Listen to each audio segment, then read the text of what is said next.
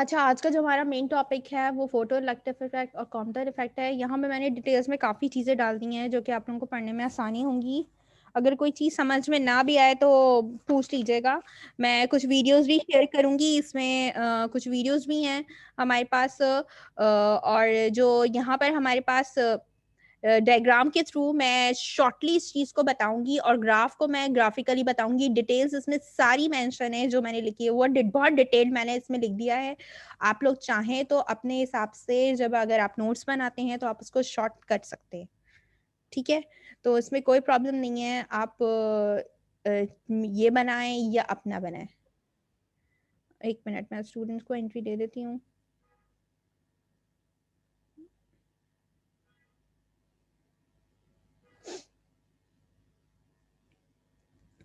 So shall we start? हम अब अपना स्टार्ट करते हैं। हमारे पास हम स्टार्ट करने जा रहे हैं photo electric effect. Photo electric effect और कॉम्पटन इफेक्ट हम पढ़ेंगे। फोटो इलेक्ट्रिक इफेक्ट और कॉम्पटन इफेक्ट का बेसिकली काम ये है कि वो हमारे पास सपोर्ट कर रहे होते हैं लाइट के पार्टिकल नेचर को।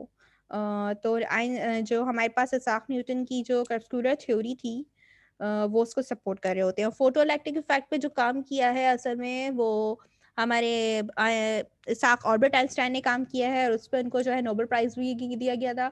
अब फोटो इलेक्ट्रिक इफेक्ट की तरफ चलते हैं कि फोटो इलेक्ट्रिक इफेक्ट असल में होता क्या है? मैंने इसमें एक वीडियो भी डाली हुई है। अगर आप वीडियो पहले देखना चाहते हैं तो ब वीडियो बता दें, लेकिन पहले मैं थोड़ा-सा इसको एक्सप्लेन कर देती हूँ। उसमें भी बताया गया है और फिर हम डेरिवेशन की तरफ से भी थोड़ा-सा चलेंगे। ये साइट पे जो है आपकी एक बुक मैंने शेयर की थी, जर्नल मॉडर्न फिज़िक्स के नाम से एंड इंजीनियर्स की। उसमें जो है ये पूरा टॉपिक और ये चीज़ें मौजूद है कि आपके पास जो है यहाँ पर फोटो इलेक्ट्रिक इफेक्ट में हमारे पास ये जो है एक एक्सपेरिमेंट से मैंने लिखा हुआ है। जब हमारे पास ब्लैक बॉडी रेडिएशंस का जो है फिनोमेना डिस्कवर हो चुका था, उसके बाद हमारे पास जो वेन्स लॉ और विंड डिस्प्लेसमेंट लॉ और स्टेफन बोल्ट्जमैन लॉ, रेले जीन्स फॉर्मूला और प्लैंक्स कांस्टेंट्स का जब कॉन्सेप्ट्स आया, उन्होंने लॉ को डिफाइन किया, सब चीज़ें इस तरह क्लैरिफाई हुई, तो उसके बाद जाके जो है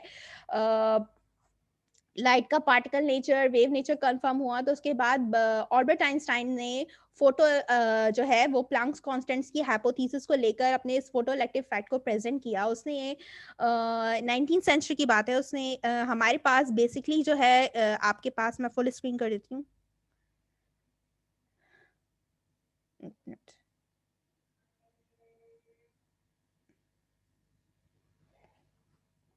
यहाँ पर मैंने इसकी डेफिनेशन भी लिखी हुई है फोटो इलेक्ट्रिक इफेक्ट की कि experiment showed that the light incident on a certain metallic surface causes electrons to be emitted from those surfaces. This phenomena is called photoelectric effect and the emitted electrons are called photoelectrons. यहाँ पर बताने की क्या कोशिश की गई है? यहाँ पर बताने की कोशिश की गई है कि आपके पास कोई भी मेटल सरफेस है, ठीक है? कोई भी मेटल सरफेस है, अगर उस पे लाइट इंसिडेंट हो रही है, जब लाइट इंसिडेंट होगी, लाइट के इंसिडेंट होने से उस मेटल सरफेस से जो इलेक्ट्रॉन इमिट आउट होंगे, ठीक है? तो उस पूरे प्रोसेस को हम कहते हैं फोटो इलेक्ट्रिक इफेक्ट। और जो इलेक्ट्रॉन्स इमिट आउट हो रहे हैं लाइट के इंसिडेंट होने से उस मेटल सरफेस पे, वो कहलाते हैं फोटो इलेक्ट्रॉन्स। तो इस एक्सपेरिमेंट को शॉर्टली मैंने यहाँ डिस्क्राइब भी कर दिया है और साइड पे आपके पास ये डायग्राम भी दी हुई है कि आपके पास यहाँ पर एक मेटल एक प्लेट लगी हुई है ई, जिसको हमने नाम दिया है एमीटर का। वो क्या है कि आपके पास ये बैटरी लगी हुई है। ये जो एमीटर है वो बैटरी के नेगेटिव टर्मिनल से कनेक्ट है। ये एमीटर लगा हुआ है, ये वोल्टमीटर लगा हुआ है और हमारे पास जो सी जो कि कलेक्टर है, ठीक है, वो बैटरी के पॉजिटिव टर्मिनल से कनेक्टेड है। अब क्या होता है when the tube is kept in the dark, जब आपके पास ये पूरी एक ट्यूब है, इसमें हमारे पास क्या है, मैंने आपसे कहा कि जो एमीटर है ये दोनों मेटल के बने हुए हैं, ये दोनों प्लेट्स मेटल्स की बनी हुई हैं। ये जो है हमारे पास जो बैटरी है उसके नेगेटिव टर्मिनल से कनेक्ट हुआ है और जो कलेक्टर है वो हमारे पास बैटरी के पॉजिटिव टर्मिनल से कनेक्ट हुआ है। जब तक हमारे पास यहाँ पर कोई लाइट इंसिडेंट नहीं करेगी तब तक हमारे पास ये सरफेस डार्क रहेगा, कोई इलेक्ट्रॉन इमिट आउट नहीं होगा। लेकिन और जब कोई इलेक्ट्रॉन इमिट आउट नहीं हो रहा तो आपके पास सर्किट में जो है करंट, पूरे सर्किट में कहीं करंट भी हमारे पास क्या है, पास नहीं होगा।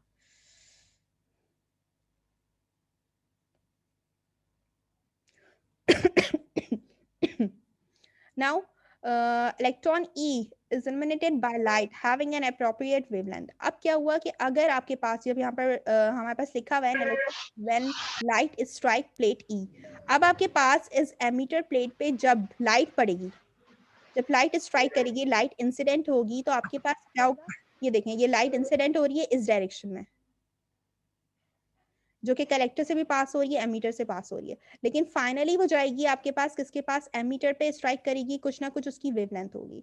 अब होगा क्या कि जब इस मेटल सरफेस पे जब लाइट स्ट्राइक करेगी, तो हमारे पास इसमें से स्ट्राइक करने के बाद इलेक्ट्रॉन्स जो है इमिट आउट होना शुरू हो जाएंगे, और इलेक्ट्रॉन्स की जो डायरेक्शन दिखाई गई है वो रेड कलर से दिखाई गई है, ठीक है, और ये जो ब्लू कलर में है असल में ये इलेक्ट्रॉन्स है।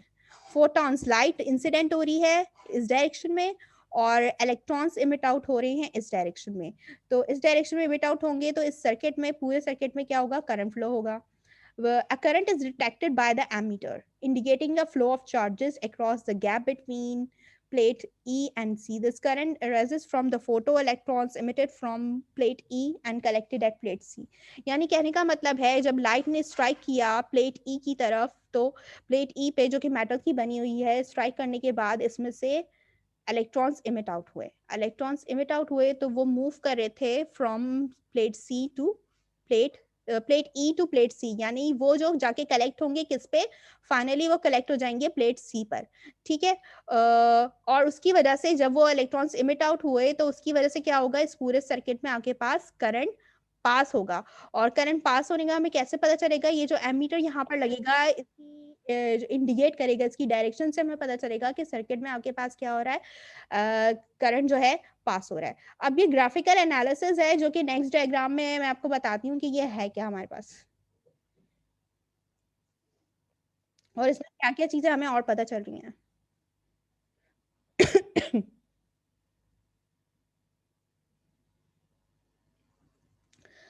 ये पूरा ही ग्राफ दिया हुआ है, इसमें हमारे पास ये एक्स एक्सिस पे मैंने जो है वो वोल्टेज लिया हुआ है, और वाई एक्सिस पे मैंने आपका क्या लिया हुआ है, करंट लिया हुआ है।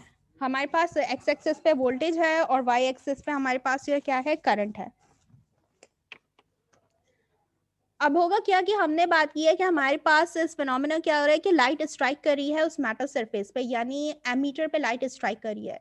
स्ट्राइक करने के बाद उस मेटल सरफेस से इलेक्ट्रॉन्स क्या हो रहे हैं, इमिट आउट हो रहे हैं।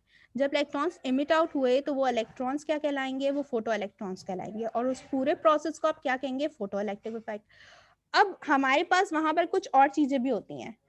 एक होता है हमारे पास स्टॉपिंग पोटेंशियल। स्टॉपिंग पोटेंशियल हमारे पास कहता है कि अगर आपके पास इलेक्ट्रॉन्स मूव कर रहे हैं फ्रॉम एनोड, और आपने क्या किया, पोटेंशियल को रिवर्स कर दिया। यानी मैं डायग्राम से, पिछली डायग्राम से समझाती हूँ।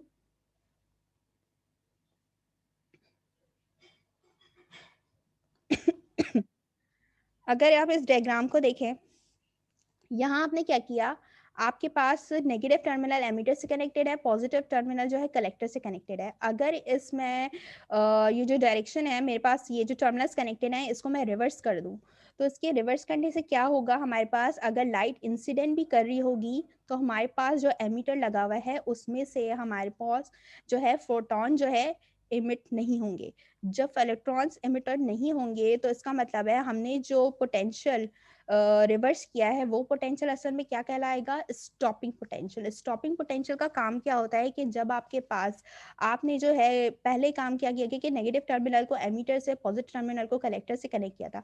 अब उसकी अगर आपने पोलैरिटी क्या कर दी, रिवर्स कर दी। रिवर्स करने की वजह से अब आप क्या करेंगे कि जब आप इलेक्ट्रॉन को इंसिडेंट, फोटोन को इंसिडेंट करवा रहे हैं, यानी लाइट को इंसिडेंट करवा रहे हैं सरफेस पे, एमीटर पे, तो होगा क्या कि आपके पास पोलैरिटी के ऑपोजिट होने की वजह से, पोलैरिटी ऑपोजिट होगी पोटेंशियल की, तो वो क्या करेगा, वो स्टॉप करेगा इलेक्ट्रॉन्स को इमिट आउट होने से। तो ऐसा जो है पोटेंशियल जो कि इलेक्ट्रॉन्स को इमिट आउट होने से रोके due to change of polarity, ऐसा जो है पोटेंशियल हमारे पास कहलाता है स्टॉपिंग पोटेंशियल, ठीक है। तो हमारे पास ये स्टॉपिंग पोटेंशियल का मैंने बताया कि आपके पास क्या चीज़ है और ये क्या चीज़ होती है। अच्छा, अब दूसरी बात अगर हम बात करें तो हमारे पास इलेक्ट्रॉन की जो है, जो फोटॉन्स हमारे पास आ रहे होते हैं उनका इंटेंसिटी भी जो है उनकी मायने रखती है। अब अगर मेरे पास, मैंने आपसे बात की कि मेरे पास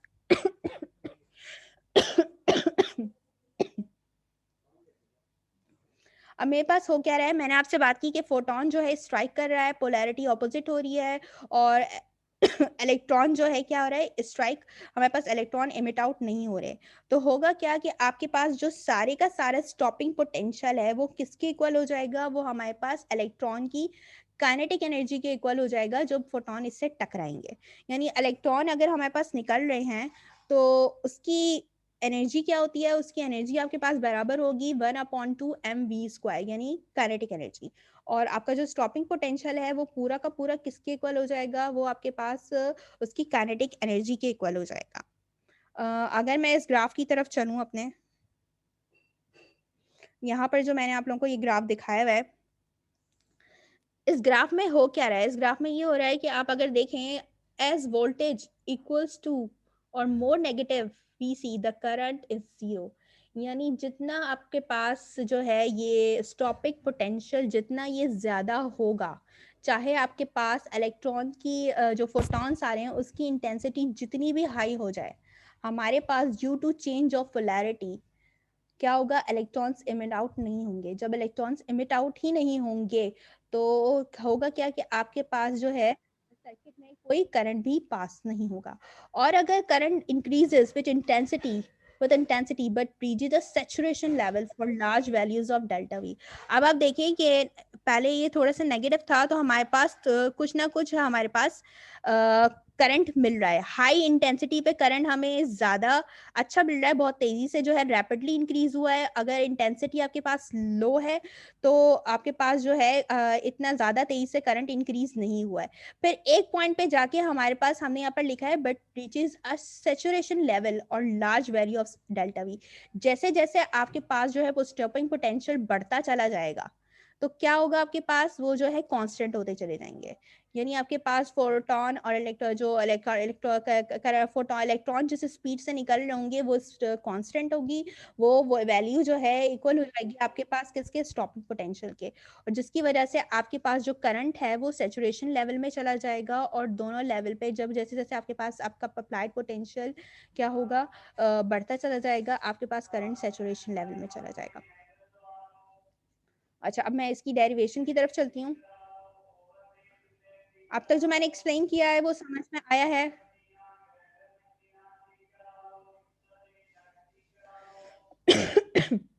अच्छा, एक मिनट,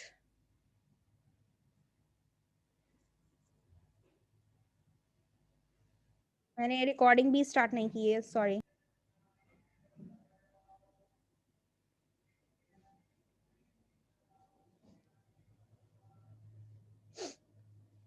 मेरे ख्याल से लैपटॉप हैंग हो गया है, एक मिनट।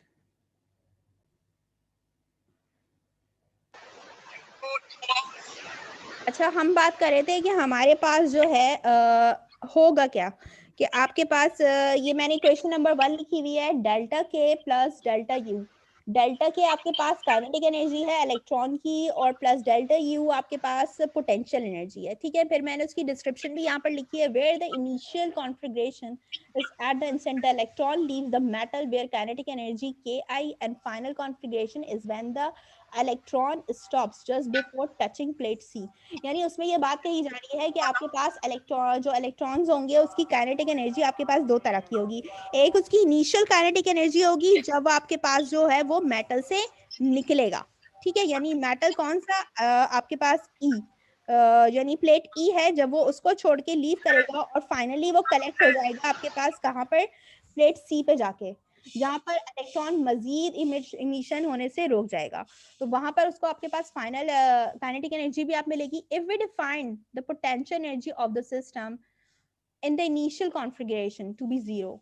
पोटेंशियल एनर्जी जीरो क्यों बता रहे हैं, जीरो इसलिए बता रहे हैं कि जब आपके पास इलेक्ट्रॉन पूरा का पूरा मौजूद है मेटल सरफेस पे तो उस वक्त जो है उसकी पोटेंशियल एनर्जी जीरो होगी। ठीक है, और उसकी कुछ ना कुछ जैसे ही वो निकला इलेक्ट्रॉन मूव आउट करेगा उसकी काइनेटिक एनर्जी उस वक्त मौजूद होगी, लेकिन जैसे ही वो प्लेट सी पे जाएगा वहां पर मजीद इमिशन उसका रुक जाएगा। क्योंकि पोटेंशियल स्टॉपिंग पोटेंशियल क्या होगा, वो उसको प्रिवेंट होने से रोकेगा आप due to change of polarity, जिसकी वजह से हमारे पास प्लेट सी पर पहुंचने के बाद इलेक्ट्रॉन की जो काइनेटिक एनर्जी है, फाइनल काइनेटिक एनर्जी, वो जीरो हो जाएगी। अगर आप इसको देखें यहाँ पर जो मैंने इस चीज को डिफाइन किया हुआ है, इक्वेशन नंबर 1 को ही लिया है, मैंने इक्वेशन नंबर 1 को ही लिया है। यहाँ पर जो है ये जो जीरो शो कर रहा है वो असल में इलेक्ट्रॉन की फाइनल काइनेटिक एनर्जी को जो है बता रहा है, जब वो प्लेट सी पे कलेक्ट हो जाएंगे और स्टॉपिंग पोटेंशियल वहां पर जो है हमें मिल रहा है, तो इलेक्ट्रॉन्स मजीद इमिशन होने से रुक जाएगा।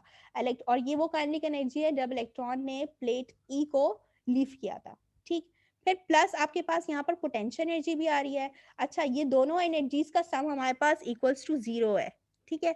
इक्वल्स टू जीरो इसलिए दिया जा रहा है कि कुछ ना कुछ यहाँ पर डिफरेंसेस हमारे पास आ रहे होंगे। अब यहाँ पर क्या है, Q delta we, delta we आपके पास पोटेंशियल को शो कर रहा है, क्यू आपके पास चार्ज का इलेक्ट्रॉन है, ठीक है। ये जो है आपके पास वो पोटेंशियल एनर्जी है जब आपके पास इलेक्ट्रॉन जो है कहाँ पहुंचेगा, जब उसकी चेंज हो जाएगी।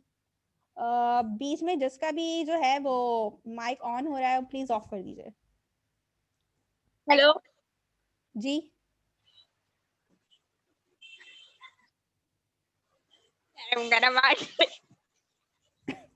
अच्छा, ये जो हमें मिल रहा है ये वो हमारे पास पोटेंशियल है जब इलेक्ट्रॉन कलेक्ट होके कहाँ पहुंचेगा, कलेक्टर में पहुंचेगा।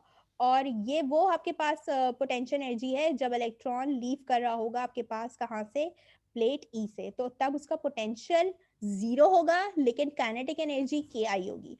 और जब वो प्लेट सी पे पहुंचेगा तो उसकी काइनेटिक एनर्जी जीरो हो जाएगी और पोटेंशियल एनर्जी क्या हो जाएगी, उसकी फाइनल पोटेंशियल एनर्जी जीरो हो जाएगी। दोनों को सॉल्व आउट करके हमारे पास क्या आ रहा है, ये इक्वेशन इक्वल्स टू जीरो है, देन काइनेटिक एनर्जी पूरी की पूरी आपके पास इक्वल किसके आएगी, क्यू डेल्टा वी। अच्छा, क्यू हमारे पास किसको रिप्रेजेंट कर रहा है, असल में चार्ज को, इलेक्ट्रॉन्स को, और वहां पर एमिट आउट हो रहे हैं हमारे पास इलेक्ट्रॉन्स, तो यहाँ पर ई नेगेटिव लिया है, डेल्टा वी आपके पास ये है। ये हमारे पास आ गई question number 2। If the potential difference delta we is increase in the negative direction, अगर आपके पास पोटेंशियल डिफरेंस जो है डेल्टा वी वो इंक्रीज हो जाए नेगेटिव डायरेक्शन में until the current is zero, यहाँ पर हमें क्या बताने की कोशिश की जा रही है, यहाँ पर हमें ये बताने की कोशिश की जा रही है कि आपके पास जो पोटेंशियल है अगर वो इंक्रीज हो जाए नेगेटिव डायरेक्शन, मतलब आपने क्या किया, पोलैरिटी चेंज कर दी। जब आप पोलैरिटी चेंज कर रहे हैं तो हमारे पास इलेक्ट्रॉन का इमिशन होने से रुक गया। इलेक्ट्रॉन का इमिशन रुका तो आपके पास क्या होगा कि सर्किट में करंट फ्लो होना स्टॉप हो जाएगा, जो जिसकी वजह से हमारे पास जो सारा का पोटेंशियल होगा, सर्किट में जो भी पोटेंशियल गुजर रहा है वो इक्वल हो जाएगा आपके पास डेल्टा वी एस के, और डेल्टा वी एस आपको रिप्रेजेंट कर रहा है स्टॉपिंग पोटेंशियल को। The electron that is stopped immediately before reaching plate C has the maximum possible kinetic energy upon living the matter surface. अब मैंने आपसे क्या बात की थी, मैंने आपसे ये बात की थी कि आपके पास जब इलेक्ट्रॉन लीव करेगा प्लेट हमारे पास ई को और पहुंचेगा प्लेट सी पर, जहां पर उसका इमिशन मजीद रुक जाएगा, लेकिन जब इलेक्ट्रॉन जिस स्पीड से आ रहे होंगे उस वक्त इलेक्ट्रॉन की काइनेटिक एनर्जी क्या होगी, मैक्सिमम होगी। सो द अबव इक्वेशन, तो हमारे पास जो इक्वेशन नंबर ये वाली है ये क्या बन जाएगी, हमारे पास ये बन जाएगी, kinetic energy maximum is equals to e into delta V S. यानी आपके पास जो सारी की सारी काइनेटिक एनर्जी है वो किसमें यूज हो जाएगी, पोटेंशियल एनर्जी के इक्वल हो जाएगी। यानी हम ये कह सकते हैं कि यहाँ पर हमारे पास काइनेटिक एनर्जी का जो है वो लॉस हुआ है और गेन इन पोटेंशियल एनर्जी हुआ है। This equation allows us to measure kinetic energy experimentally by determining the magnitude of the voltage delta Vs at which the current drops to zero. Delta Vs आपको represent कर रहा है stopping potential को।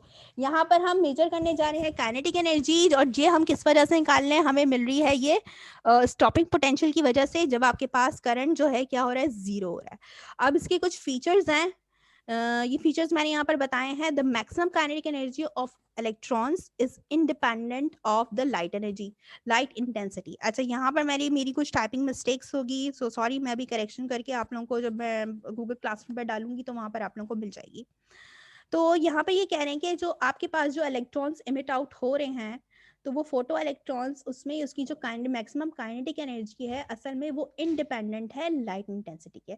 अच्छा, ये जो मैंने फीचर्स दिए हैं ये उस बेस पे लिए हैं कि आपके पास क्लासिकल थ्योरी क्या कहती है, क्योंकि एक क्लासिकल थ्योरी है, क्वांटम थ्योरी है। तो क्लासिकल थ्योरी की जो प्रेडिक्शंस थी उनके बाद जो रिजल्ट्स निकल कर आए उसके 4 फीचर्स को मैंने यहाँ डिफाइन किया है। ठीक, तो और आइंस्टाइन कहता है कि आपके पास जब इलेक्ट्रॉन्स आफ्टर लाइट इंसिडेंट जो निकलते हैं फोटो इलेक्ट्रॉन्स, उनकी जो काइनेटिक एनर्जी होती है वो लाइट इंटेंसिटी के क्या होती है, इंडिपेंडेंट होती है। इसका मतलब आपके पास लाइट जितनी भी इंटेंस हो, कितनी भी इंटेंस हो, हमारे पास उसकी काइनेटिक एनर्जी जो है इलेक्ट्रॉन्स की काइनेटिक एनर्जी इन लाइट की इंटेंसिटी पे डिपेंड नहीं करेगी। सारा का सारा आपके पास क्या होगा, इलेक्ट्रॉन्स का जो इमिशन जो रुक रहा है असल में वो, और या मैं कहूँ कि वो डिपेंड किस पे कर रहा है, पूरा का पूरा डिपेंड कर रहा है वो हमारे पास पोटेंशियल पे। अगर पोटेंशियल की हमारे पास पोलैरिटी रिवर्स हो जाती है तो वो क्या करती है, रिवर्स की पोलैरिटी की वजह से इलेक्ट्रॉन्स का इमिशन हमारे पास रुक जाता है, जिसकी वजह से करंट जो है जीरो हो जाता है। और करंट के जीरो होने की वजह से हमारे पास जो सारी की सारी काइनेटिक एनर्जी है इलेक्ट्रॉन की, वो चेंज हो जाती है, किसमें, वो इक्वल हो जाती है इलेक्ट्रॉन की पोटेंशियल एनर्जी में। ठीक है, और हमने ये बात क्या की, हमने वहां पर ये बात की कि जो पोटेंशियल हमारे पास रिवर्स पोलैरिटी में गया है वो पोटेंशियल असल में क्या कहलाएगा, हमारे पास स्टॉपिंग पोटेंशियल कहलाएगा। फिर हमने बात की कि electrons are emit from the surface of the metals almost instantly less than 10 की power -9 second at every even at a very low intensity. अच्छा, मैं ये चीज़ मैं यहीं पे अभी छोड़ रही हूँ, मैं क्लास दोबारा स्टार्ट कर दी हूँ क्योंकि ये टाइम ख़त्म हो गया है मेरे ख्याल में इस क्लास का। अगर किसी को टाइम नज़र आ रहा है तो मुझे बता दें कितना टाइम, अभी 10 मिनट रहते हैं। चले हम इसको कंटिन्यू करते हैं, और ये वीडियो भी मुझे दिखानी है, ये मैं अपने नेक्स्ट रिकॉर्डिंग में आपको ये वीडियो दिखाऊंगी क्योंकि अभी थोड़ा सा ही इसकी डेरिवेशन भी बाकी है। अच्छा, हम बात कर रहे थे इलेक्ट्रॉन्स जब इमिट आउट होंगे सरफेस पे तो बहुत ही लो इंटेंसिटी के होंगे, और उनकी मेटल सरफेस उनका जो टाइम कितना होगा, 10 की पावर -9 सेकेंड, यानी इंस्टेंटली, यानी बहुत तेजी से इमिट आउट हो रहे होंगे। यानी जितना आपके पास पोटेंशियल हाई होगा हमारे पास इलेक्ट्रॉन उतनी ही तेजी से उस मेटल सरफेस को क्या करेंगे, लीव करेंगे, यानी एमिटर को लीव करेंगे और कलेक्टर पे जाके क्या होंगे, कलेक्ट होंगे। ठीक है, तो no electrons are emitted if the incident light frequency falls below some cut off frequency। Cut off frequency हमारे पास वो फ्रीक्वेंसी है कि अगर अगर लाइट इंटेंसिटी, अगर हमारे पास देखो कोई भी हम काम कर रहे होते हैं उसमें कुछ ना कुछ लिमिटेशंस होती हैं। तो यहाँ पर ये जो कट ऑफ फ्रीक्वेंसी का जो रोल है, यह बताने का क्या मकसद है, वो यहाँ पर आपको ये बता रहे हैं कि आपके पास अगर इलेक्ट्रॉन इंसिडेंट हो रहे हैं आपके पास मेटल सरफेस पे, ठीक है, falls below some cutoff frequency, अगर वो लाइट की इंटेंसिटी आपके पास उसकी कट ऑफ फ्रीक्वेंसी से कम हो जाए तो इलेक्ट्रॉन्स का इमिशन नहीं होगा। क्यों? whose value is characteristics of the material illuminated and no electrons are ejected below Fc। क्योंकि जो मेटल सरफेस है उसमें इलेक्ट्रॉन्स मौजूद हैं, उस सरफेस की अपनी कुछ ना कुछ एक लिमिटेशन होगी। जब लाइट इमिट आउट करे उस पर लाइट क्या करेगी, स्ट्राइक करेगी, यानी इंसिडेंट होगी, तो उसकी कुछ ना कुछ फ्रिक्वेंसी होगी। अगर उस फ्रिक्वेंसी को मैं कम कर दूं, अगर उस फ्रिक्वेंसी को ही मैं चेंज कर दूं, ठीक है, तो क्या होगा, अब जाहिर है मैंने उसका उसमें चेंज किया, उसकी कट ऑफ फ्रिक्वेंसी अगर चेंज हो जाती है, कट ऑफ फ्रिक्वेंसी हमारे पास वो फ्रिक्वेंसी होती है कि अगर आपके पास फॉर एग्जांपल मैं बात कर रही हूँ, अगर इसकी एग्जांपल कुछ इस तरीके से है कि अगर मैं सर्किट की एग्जांपल दूं, हमारे पास एक चीज़ होती है फिल्टर्स। फिल्टर सर्किट्स में हमारे पास होता क्या है कि आपके पास जो अनवांटेड फ्रिक्वेंसीज होती हैं, अगर मेरे पास कोई भी सर्किट लगा हुआ है, मुझे एक सिग्नल है उसको दूसरी जगह पहुंचाना है, इसकी बेस्ट एग्जांपल हमारे पास एफएम रेडियो है।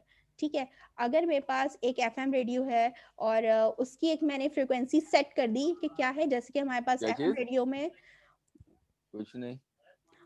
एफएम रेडियो में हमारे है। पास जो है फ्रिक्वेंसी सेट्स होते हैं, उसके चैनल सेट्स होते हैं कुछ खास फ्रिक्वेंसी पे, जैसे 105 होती है, 100 होती है, 103 होती है।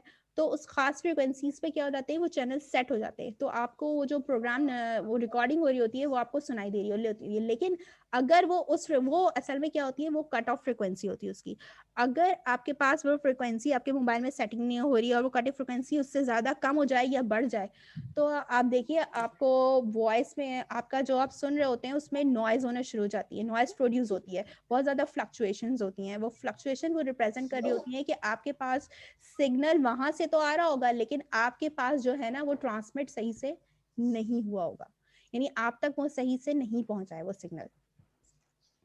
तो कहने का मतलब यही है कि आपके पास यहाँ पर क्या है कि आउटपुट आपको नहीं मिल रहा होगा सही, इनपुट आ रहा होगा। तो यहाँ पर बताने का यही मकसद है कि आपके पास इलेक्ट्रॉन जो फोटॉन्स हैं, जो लाइट है, जब मेटल सरफेस पे स्ट्राइक करेगी जिस फ्रीक्वेंसी से, अगर वो फ्रीक्वेंसी उसकी कट ऑफ फ्रीक्वेंसी से कम हो जाए तो इलेक्ट्रॉन्स क्या करेंगे, उस मेटल सरफेस को लीव नहीं करेंगे, यानी इलेक्ट्रॉन्स जो है इमिट आउट नहीं होंगे।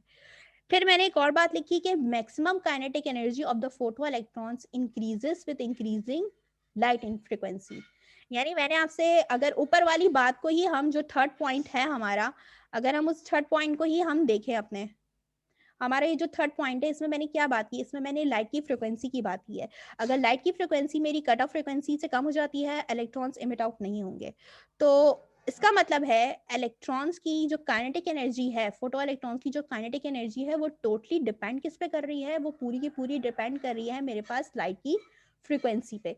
जितनी ज़्यादा उसकी फ्रीक्वेंसी सुइटेबल और अच्छी होगी, उतना ही ज़्यादा इलेक्ट्रॉन्स मेरे पास इमिट आउट करेंगे और इलेक्ट्रॉन्स की काइनेटिक एनर्जी भी क्या होगी, फोटो इलेक्ट्रॉन्स की ज़्यादा होगी। लेकिन अगर मेरे पास मैं बात करूं लाइट के इंटेंस होने की, तो इलेक्ट्रॉन्स की काइनेटिक एनर्जी या इलेक्ट्रॉन्स का इमिशन उस पर डिपेंड नहीं करेगा। सारा का सारा डिपेंड किस पे कर रहा है, वो उसकी फ्रिक्वेंसी पे डिपेंड कर रहा है। अब आप ये देखिए यहाँ पर अगर आपको ग्राफ से भी समझ आ रहा होगा कि लो इंटेंसिटी है आपके पास, यहाँ पर करंट तो हाई हो रहा है, लेकिन एक पॉइंट पे जाके दोनों क्या हो गए, कांस्टेंट हो गए। वो आपके पास पोटेंशियल बढ़ता जा रहा है, लेकिन करंट क्या हो गया, कांस्टेंट हो गया। A successful explanation of the photoelectric effect was given by Einstein in 1905 and the same year published his theory of relativity. अभी हमने इसकी स्पेशल थ्योरी ऑफ रिलेटिविटी को पढ़ा नहीं है, तो जिस ईयर उसने 1905 में फोटो इलेक्ट्रिक इफेक्ट रिप्रेजेंट किया था, उसी साल उसका जो है पेपर भी पब्लिश हुआ था स्पेशल थ्योरी ऑफ रिलेटिविटी के। और मैंने यहाँ पर जो है मुझे यहाँ पर 2 वीडियोस डालनी थी, लेकिन मैं डाल नहीं सकी, तो एक मैंने लिंक यहाँ पर शेयर भी किया है। इस लिंक को आप लोग जरूर देखिएगा, आप लोगों को देखने में मजा भी आएगा, तो और इन्फॉर्मेटिव भी है और मजा भी आएगा। और एक वीडियो अभी मैं जो हूँ ये कितनी देर की है, मुझे देखना पड़ेगा इसको, 1 मिनट।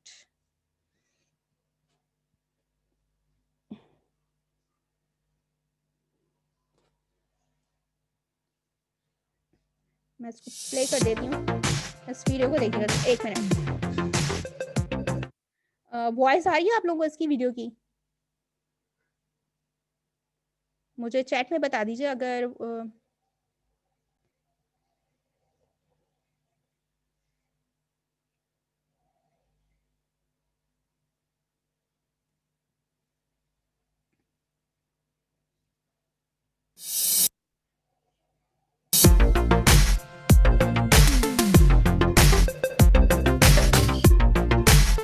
प्रोसेस बताया हुआ है, तो भी बताया केमिकल है, ये कलेक्टर है।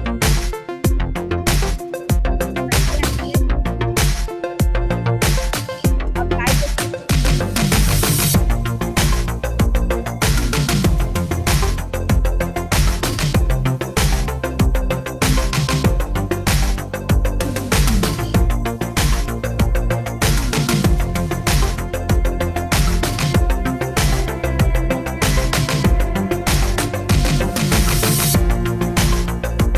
और जो शो कर रहा है वो कौन